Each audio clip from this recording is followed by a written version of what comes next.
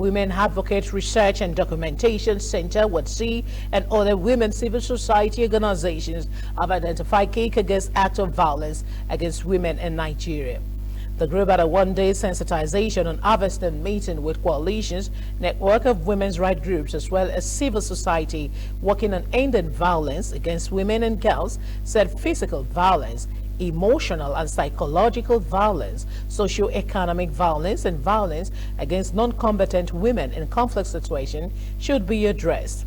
Director of WADC, Dr. Abiola Akiyode Afolabi, called on the federal government to create more institutions that can address the root causes of gender-based violence, the impunity that often goes with the scourge, implement policies and enact laws for a stronger national response that can support victims and survivors of violence.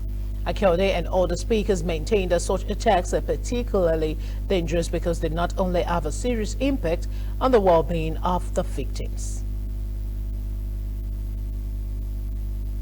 We also need to see this as a responsibility by all of us.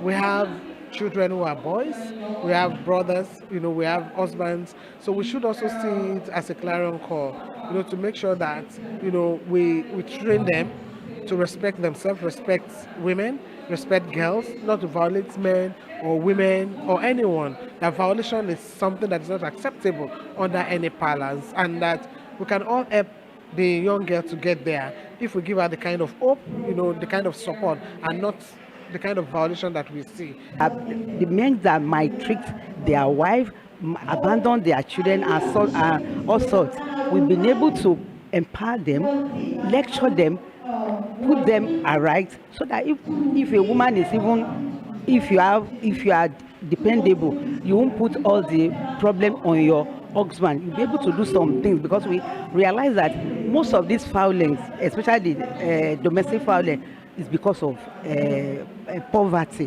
When a man cannot provide, no how, there will be a problem. But we've been able to support them by empowering them both knowledge and economically.